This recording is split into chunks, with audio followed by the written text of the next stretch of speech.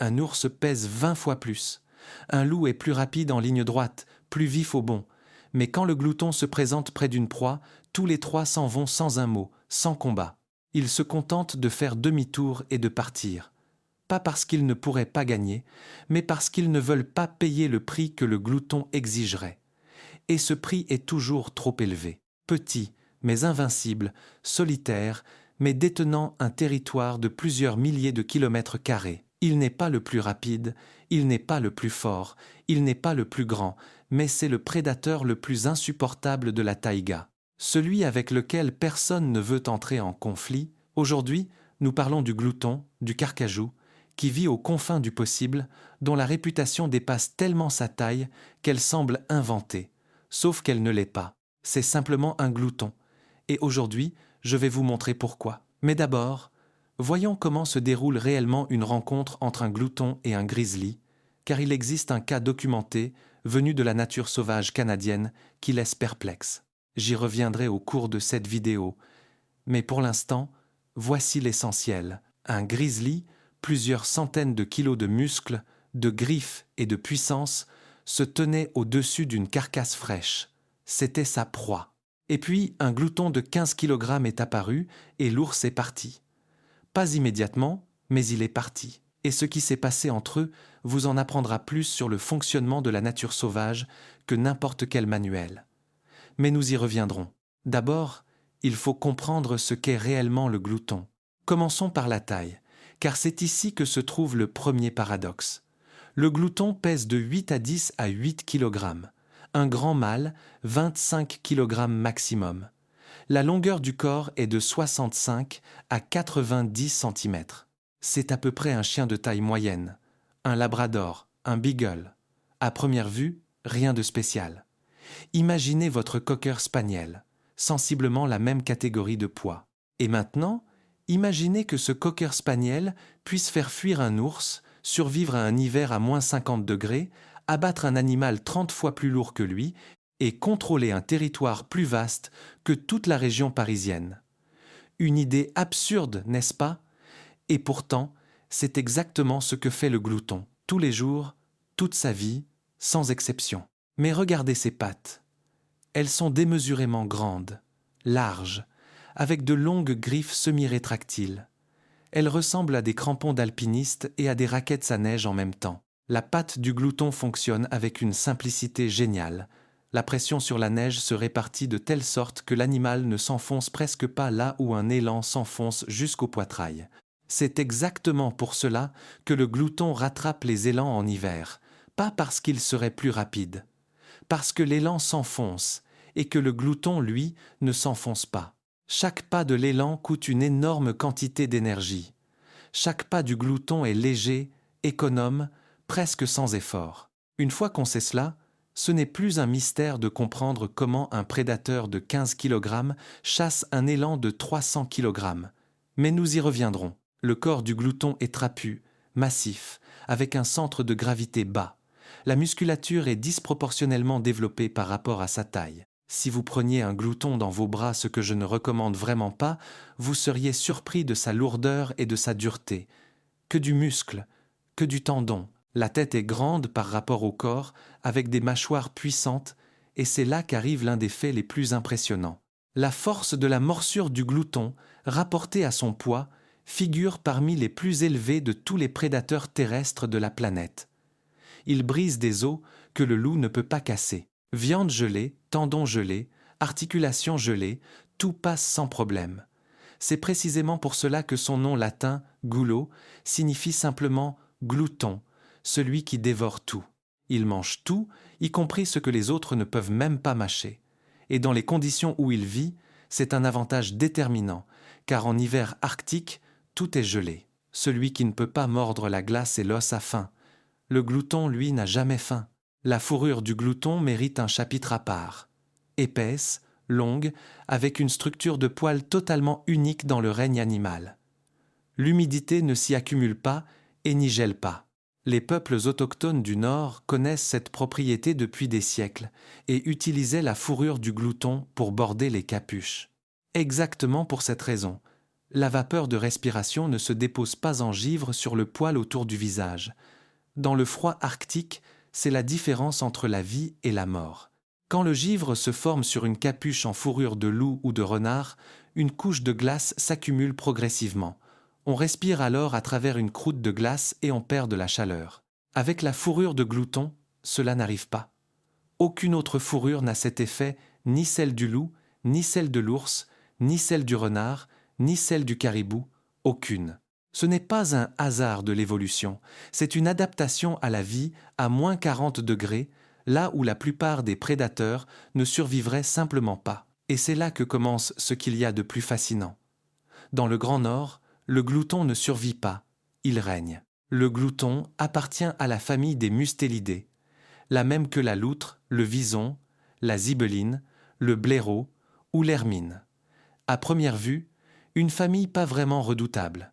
Ces animaux sont généralement petits, rapides, agiles, et la plupart tiendraient dans une boîte à chaussures. Pourtant, le glouton est le plus grand représentant terrestre de cette famille, et il en a hérité le meilleur: endurance, voracité, imprévisibilité et une absence totale de peur. Les mustélidés sont connus pour leur agressivité disproportionnée par rapport à leur taille. L'hermine s'attaque à des lapins plus lourds qu'elle, le putois tient tête à un chien, et le glouton a poussé ce trait à un extrême dont les autres mustélidés ne peuvent que rêver. L'aire de répartition du glouton est circumpolaire. Cela signifie qu'il vit en anneau autour du pôle Nord, taïga, toundra, subarctique, Russie, Scandinavie, Canada, Alaska, là où l'hiver dure 8 mois et où les températures descendent à moins 50 degrés, c'est chez lui. Et ce qui est essentiel, il ne migre pas, n'entre pas en hibernation, ne se creuse pas de terrier en attendant le printemps. Il reste à l'extérieur et continue à vivre. Tandis que les ours dans leur tanière et les marmottes hibernent profondément sous terre, le glouton parcourt le territoire, patrouille, chasse et surveille son domaine. Chaque jour, tout l'hiver, la population mondiale du glouton est estimée à environ 30 000 individus. Ce n'est pas beaucoup. En comparaison, il y a environ 200 000 loups sur la planète. Le glouton est rare, extrêmement rare. 99% des gens n'en verront jamais un, pas même dans un zoo. La densité de population est si faible que même les forestiers et chasseurs expérimentés de la taïga ne rencontrent un glouton que quelques fois dans toute leur vie. Mais sa présence dans l'écosystème se fait sentir de manière disproportionnée par rapport à son nombre. Pourquoi ? Parce qu'il occupe un territoire qu'aucun autre animal n'occupe. Et voici des chiffres qui n'ont pas de sens à première vue. Un mâle glouton contrôle de 500 à 1000 km², une femelle de 100 à 500 km². Ce sont parmi les plus grands territoires individuels chez les prédateurs terrestres, proportionnellement à la taille du corps. Mettons cela en perspective. Le lion, roi de la savane, contrôle 200 à 400 km² et pèse 180 kg. Le glouton contrôle 1000 km² et pèse 15 kg. 15 kg qui surveillent 1000 km². Imaginez cela sur une carte. C'est une superficie plus vaste que toute l'agglomération parisienne, et c'est surveillé par un seul animal qui pèse à peu près comme votre sac de voyage. Ce territoire, il le marque évidemment. Des glandes spéciales situées à la base de la queue sécrètent une substance musquée à l'odeur très pénétrante. Si pénétrante qu'un des surnoms du glouton est, en anglais, skunk bear, littéralement l'ours putois. Il marque tout: arbres, pierres, sentiers, réserves de nourriture. L'odeur persiste longtemps et se propage loin. Les autres prédateurs la sentent, savent à qui appartient ce territoire et le respectent généralement. La solitude est son principe de vie. Les gloutons ne se rencontrent que pour s'accoupler. Le mâle peut visiter plusieurs femelles sur son territoire, mais ils ne vivent jamais ensemble. Pas de meute, pas de couple, pas de groupe familial. Les petits sont élevés exclusivement par la mère. Le père n'y participe absolument pas. Et pourtant, il y a quelque chose de surprenant. Malgré toute son inaccessibilité, le glouton est un animal au caractère marqué. Les chercheurs qui ont travaillé avec des individus suivis les décrivent comme de véritables personnalités. L'un est prudent et évite les humains à tout prix. Un autre, en l'absence d'humains, fouille sans vergogne le campement et emporte tout ce qui n'est pas fixé. Un troisième contourne, année après année, le même piège sans jamais s'y faire prendre, comme s'il avait mémorisé que cet objet précis est dangereux. Ce n'est pas de l'instinct, c'est autre chose. Et les scientifiques se demandent encore exactement quoi. Et maintenant, pourquoi craint-on le glouton? Vraiment, et pas comme une abstraction, mais comme un problème concret qu'on préfère éviter. Le glouton est nécrophage, mais ce n'est pas toute la vérité, loin de là. Plus précisément, il mange tout ce qui peut se manger et se le procure par tous les moyens disponibles. En hiver, son alimentation repose principalement sur les carcasses. Il trouve les corps d'animaux morts sous la neige, car il peut les détecter à une profondeur allant jusqu'à 2 mètres. Imaginez, 2 mètres de neige au-dessus de vous, et le glouton sait exactement qu'il y a là-dessous une carcasse gelée. Son odorat lui permet de localiser une carcasse d'élan gelé sous 1,5 mètre de neige. Il la déterre, broie la viande et les os gelés, et mange tout, y compris les sabots, les dents et les bois des jeunes animaux. Mais le glouton chasse aussi activement et délibérément, et c'est là qu'intervient l'une des stratégies les plus incroyables du règne animal. En hiver, quand la neige est profonde et meuble, le glouton poursuit les élans et les caribous. Il ne les rattrape pas par la vitesse, il les épuise sur des heures. L'élan s'enfonce dans la neige et dépense une énergie colossale à chaque pas. Ses sabots étroits s'enfoncent dans la couche de neige comme un couteau dans du beurre, mais vers le bas. Chaque bond, chaque pas est un combat. Le glouton, lui, avance à la surface sur ses larges pattes et se fatigue à peine, comme s'il marchait sur un trottoir. Après plusieurs heures, l'élan est épuisé, ralentit, s'arrête, respire avec difficulté. C'est alors que le glouton attaque. Il bondit sur le dos de l'élan, mord la gorge ou la base du crâne. 25 kilos contre 300, et les 25 kilos gagnent. Je me souviens avoir lu cela pour la première fois et avoir dû le vérifier dans plusieurs sources, car cela me semblait improbable. Mais ce sont des cas documentés par pièges photographiques, par des chasseurs et par des chercheurs. Le glouton chasse réellement l'élan, un animal 30 fois plus lourd, et il gagne pas par la force, par la stratégie. Le glouton vole aussi les proies des autres prédateurs. On appelle cela, en termes scientifiques, le kleptoparasitisme, et le glouton en est un maître absolu. Il trouve une meute de loups sur une carcasse et entre simplement dans le cercle. Les loups grognent, le glouton ne recule pas, il siffle, montre les dents, dégage l'odeur de ses glandes, charge en avant puis recule, mais ne s'en va jamais. Les loups, en général, finissent par partir. Pas toujours, pas tous, mais suffisamment souvent pour que ce comportement soit reconnu et documenté comme une stratégie typique du glouton. Avec l'ours, c'est plus compliqué. L'ours est plus grand et plus agressif dans un affrontement direct. Mais même là, on a observé des cas où le glouton a forcé un ours à abandonner sa proie. Pas par la force, mais par la pression, des attaques incessantes, l'odeur, le bruit, simplement une nuisance permanente. À un moment donné, l'ours décide que cette proie ne vaut pas cette irritation.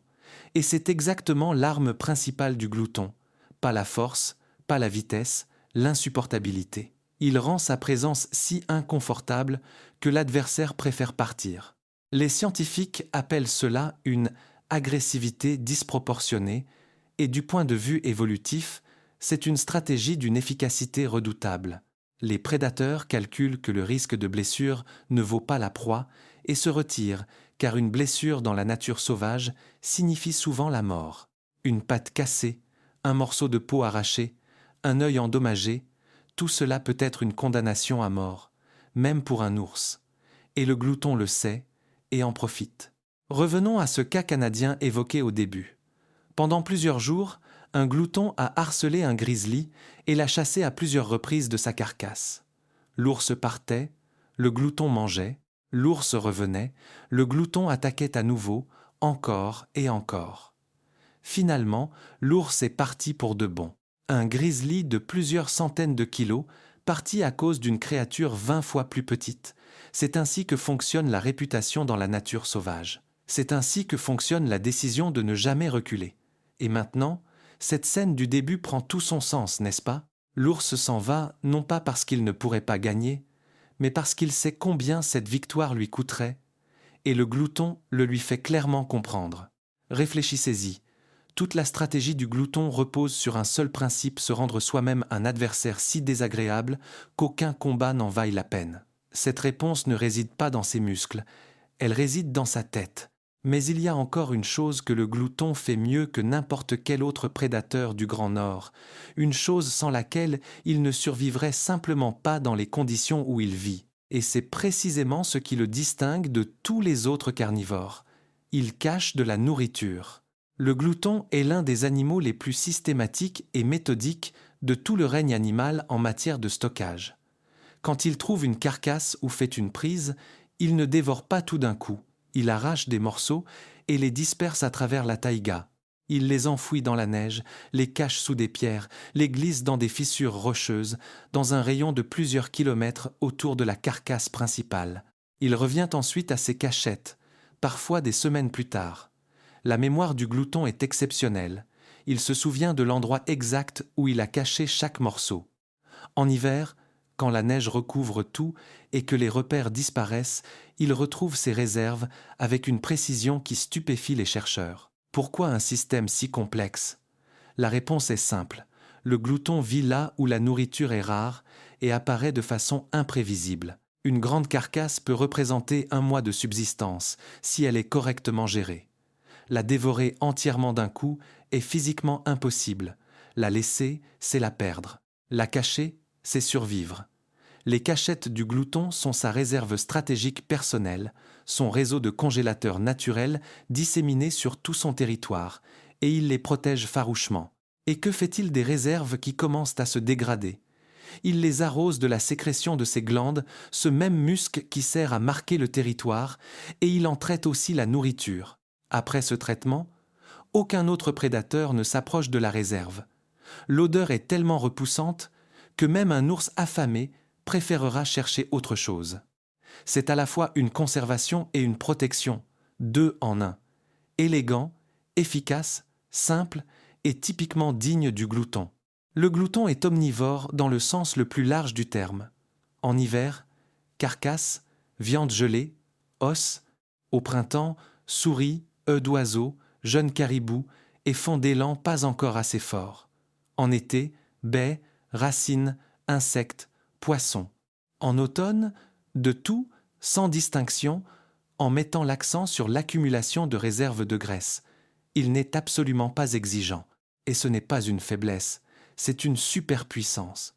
Dans un écosystème où les ressources sont rares et saisonnières, survit toujours celui qui mange de tout. Un chercheur a décrit le glouton ainsi. C'est une créature que l'évolution a façonnée pour ne pas mourir, pas pour gagner dans un duel direct, pas pour courir plus vite que tous les autres, précisément pour ne pas mourir, quelles que soient les conditions, quel que soit le manque, quelle que soit la menace. Et vous savez quoi ? Cela fonctionne depuis plusieurs millions d'années. J'ai une question pour vous. Avez-vous déjà vu un glouton de vos propres yeux, dans la nature ou dans un zoo ? Écrivez-le dans les commentaires. Cela m'intéresse sincèrement, car le glouton est l'un des animaux les plus rares que l'on puisse croiser. Même ceux qui vivent toute leur vie dans la taïga ne voient un glouton que quelques fois. Et maintenant, parlons de la reproduction, car la nature a inventé ici quelque chose de totalement inattendu. Les gloutons s'accouplent en été, en juin ou juillet, mais les petits ne naissent qu'en février ou mars de l'année suivante. À première vue, une gestation classique d'environ 8 mois. Sauf que ce n'est pas le cas. La gestation réelle du glouton ne dure que 30 à 40 jours. Le reste est une période de latence. Après la fécondation, l'embryon ne commence pas immédiatement à se développer. Il reste en état de pause. Son implantation dans la paroi de l'utérus est retardée de plusieurs mois. On appelle cela la diapause embryonnaire. Cela ressemble à de la science-fiction, mais c'est la réalité. Pourquoi ? Parce que février est le moment idéal pour la naissance des petits gloutons. À ce moment-là, la femelle a déjà préparé une tanière dans la neige ou sous des racines d'arbres. À l'extérieur, moins 30 degrés. À l'intérieur, chaleur, silence, sécurité. La nature a synchronisé la naissance précisément avec la période où les conditions sont les plus favorables. Et pour que cette synchronisation fonctionne, elle a inventé cette pause biologique. Les petits naissent aveugles et sans défense. Ils pèsent environ 90 grammes, 2 ou 3 par portée, exceptionnellement plus. La femelle les nourrit pendant plusieurs mois. Pendant cette période, elle ne quitte presque jamais la tanière. Elle vit sur ses réserves de graisse et sur les caches de nourriture constituées à l'automne. C'est précisément la raison de tout ce système de stockage, pas seulement pour elle-même, mais pour les futurs petits. Tout ce réseau de cachettes, tout ce système complexe de constitution de réserves, vise aussi ce moment précis, celui où la mère, allongée dans sa tanière, nourrit ses nouveau-nés et a besoin d'énergie sans pouvoir partir chasser. En avril et en mai, les petits ouvrent déjà les yeux et commencent à sortir de la tanière. En été, ils suivent leur mère et apprennent. Elle leur montre comment chercher de la nourriture, comment la cacher, comment marquer le territoire, comment se comporter face à des prédateurs plus grands. L'apprentissage dure environ 2 ans. 2 ans, c'est immensément long pour un animal de cette taille. Les louveteaux deviennent indépendants en 1 an, les renardeaux en quelques mois. Le glouton investit une quantité colossale de temps et d'énergie dans chaque petit. Pourquoi si longtemps ? Parce que la vie d'un glouton est trop complexe pour s'apprendre rapidement. Il faut connaître un territoire de plusieurs milliers de kilomètres carrés.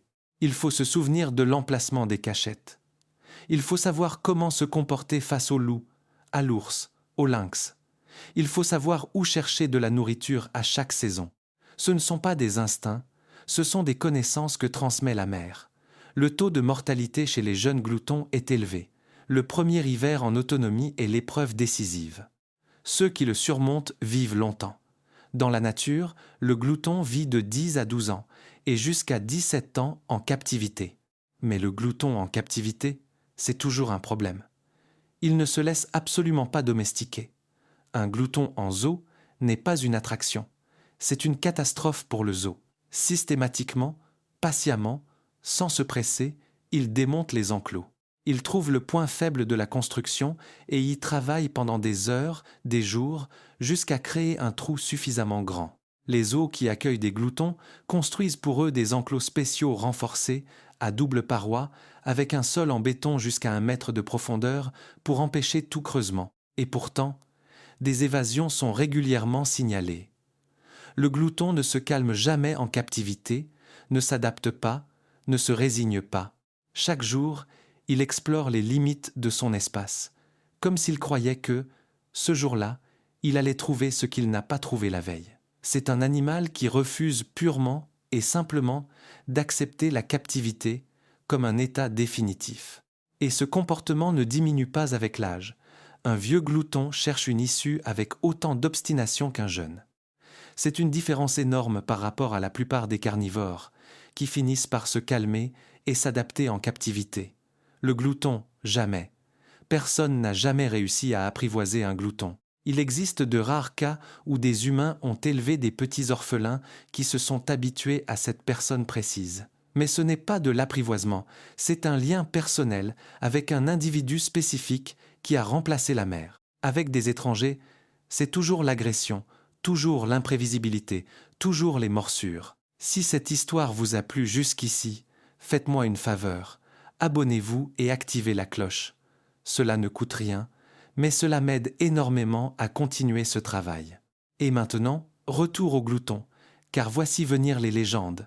Les peuples autochtones du Nord Evenks, Nénètes, Sams entretenaient une relation particulière avec le glouton. Pas comme avec un animal ordinaire, mais comme avec quelque chose de plus grand.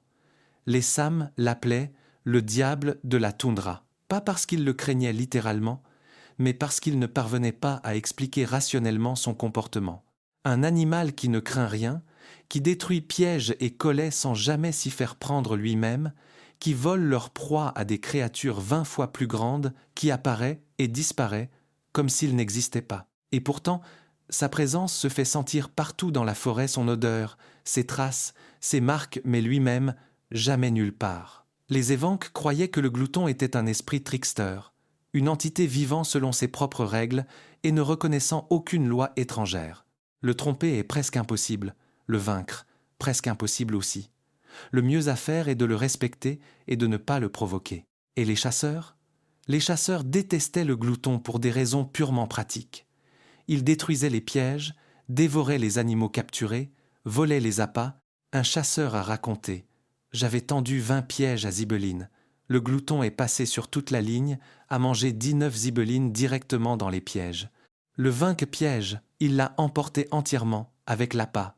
Lui-même ne s'est fait prendre aucune fois. Ce n'est pas un hasard. Le glouton étudie les pièges. Il les examine sans les toucher, comprend le mécanisme et le contourne. C'est exactement ce qui en fait un voisin aussi désagréable. Il apprend, il se souvient, et il met en pratique ce qu'il a appris. Les gloutons qui détruisaient les cabanes et les réserves de chasseurs, ce sont des histoires que l'on raconte encore aujourd'hui dans le Grand Nord. Les chasseurs décrivaient comment un glouton démontait systématiquement les parois en bois de leur cabane de chasse, s'introduisait à l'intérieur et détruisait ou emportait toutes les réserves. Pas parce qu'il en avait besoin de la totalité. Il mangeait, cachait et arrosait le reste de sa sécrétion musquée, le rendant inutilisable pour quiconque d'autre. Pure destruction du point de vue du chasseur, stratégie géniale du point de vue du glouton. Les chasseurs craignaient le glouton plus que l'ours, non pas parce qu'il les menaçait physiquement, mais parce qu'il ruinait systématiquement et durablement leurs moyens de subsistance sans qu'on puisse rien y faire. Et maintenant, parlons de ce que le glouton est capable de faire physiquement, car son corps est tout un chapitre sur la façon dont l'évolution résout le problème de la survie dans des conditions extrêmes. L'endurance du glouton n'a pas d'équivalent parmi les prédateurs de sa taille. Il peut parcourir 50 km par jour dans une neige profonde et par grand froid, sans s'arrêter pas dans des cas exceptionnels, mais dans le cadre normal de ses tournées de territoire. 50 km, c'est à peu près un marathon, plus un quart en plus chaque jour. Des chercheurs qui ont suivi des gloutons munis de colliers GPS ont enregistré des cas où l'animal a parcouru plus de 150 km en 3 jours, sans raison apparente. Il traversait simplement des cols montagneux, des rivières gelées, la toundra ouverte par moins 40 degrés. Pourquoi ? Il n'existe pas de réponse exacte. Peut être une tournée des limites de territoire, peut être une recherche de nourriture, peut être simplement parce qu'il le peut. Le glouton grimpe remarquablement bien aux arbres. Pour un animal avec de telles griffes et une telle masse musculaire, ce n'est pas une évidence. Et pourtant il escalade les grands sapins et les pins avec une étonnante facilité. Ses griffes fonctionnent littéralement comme des crampons d'alpiniste. Là-haut, il peut surveiller des proies en dessous, observer les environs ou cacher de la nourriture dans une fourche de branches. Il nage remarquablement bien aussi. En été, il traverse rivières et lacs sans hésiter. Il pêche également pas avec la dextérité d'une loutre, mais avec une efficacité réelle. Il se dresse sur ses pattes arrière et frappe l'eau avec ses pattes avant, projetant les poissons sur la rive. La vue du glouton est moyenne. Il ne voit pas aussi loin ni aussi nettement qu'un aigle ou un loup, mais son odorat compense tout. Il détecte une odeur à plusieurs kilomètres, sous la neige, à travers l'écorce des arbres, à travers le gel. C'est précisément son odorat qui constitue son principal outil de navigation.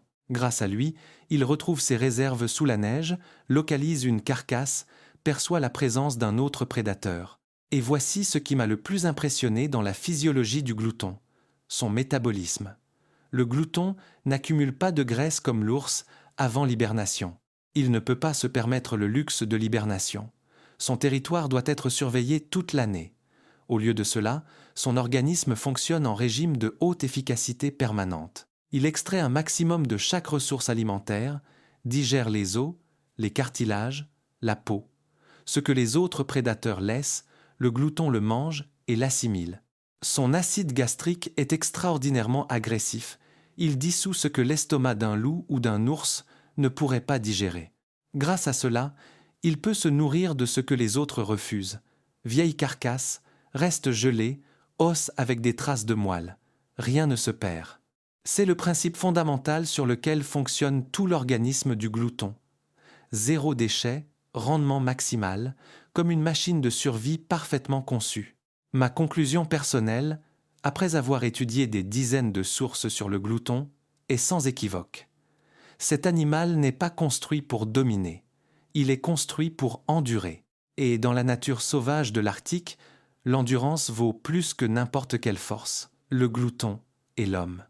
Cette histoire est longue et pas toujours agréable pour les deux parties. L'ère de répartition historique du glouton et celle de l'homme se recoupaient, là où la vie était dure pour tous les deux. Le Grand Nord, la taïga, la toundra, des lieux où la survie exige la même dureté de l'animal et de l'humain. C'est peu être pour cela qu'est né entre eux un respect mutuel particulier. Pas de l'amour, du respect. Les peuples autochtones n'ont jamais cherché à exterminer délibérément le glouton. Ils le chassaient, oui, appréciaient sa fourrure, mais n'organisaient pas de battue. Ils ne tentaient pas de l'expulser de leur territoire de chasse, comprenant que cet animal faisait partie du système, et que le système fonctionnait moins bien sans lui. Les colons européens en Amérique du Nord pensaient différemment. Au XIXe et au début du XXe siècle, le glouton a été activement exterminé, considéré comme un nuisible, un concurrent, une créature qui détruisait les pièges et volait les proies. Vers le milieu du XXe siècle, le glouton avait disparu de la plus grande partie de son aire de répartition historique aux États-Unis, presque totalement des montagnes rocheuses, complètement de la Sierra Nevada. Il n'est resté qu'en Alaska et dans les régions septentrionales des Rocheuses. Puis les gens ont commencé à penser différemment.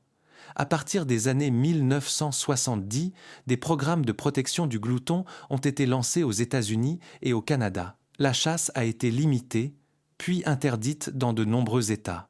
Les chercheurs ont commencé à étudier systématiquement l'animal, avec des colliers radio, des pièges photographiques, un suivi à long terme, et ils ont découvert ce qu'ils ne savaient pas auparavant. Le glouton est une espèce indicatrice. Cela signifie que là où vit le glouton, l'écosystème est en bonne santé. Il a besoin de vastes territoires intacts, d'une faune sauvage diversifiée, d'une couverture neigeuse profonde pour construire ses tanières.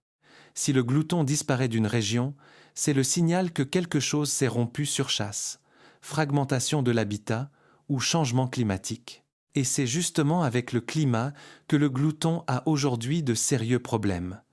Le glouton construit sa tanière dans une neige profonde et dense. Les petits naissent en février et passent leurs premiers mois de vie dans cette tanière de neige. La neige assure l'isolation, la protection contre les prédateurs, une température stable à l'intérieur. Sans neige profonde, impossible de construire une tanière. Et c'est précisément là qu'intervient une menace que peu de gens connaissent. Le réchauffement climatique réduit la couverture neigeuse dans le nord. Le printemps arrive plus tôt, la neige fond plus vite. Les tanières s'effondrent avant que les petits soient suffisamment forts. La mortalité des jeunes gloutons augmente. Les modèles climatiques montrent que, d'ici la fin du siècle, la couverture neigeuse adaptée à la reproduction du glouton aux États-Unis pourrait diminuer de 70%. 70%.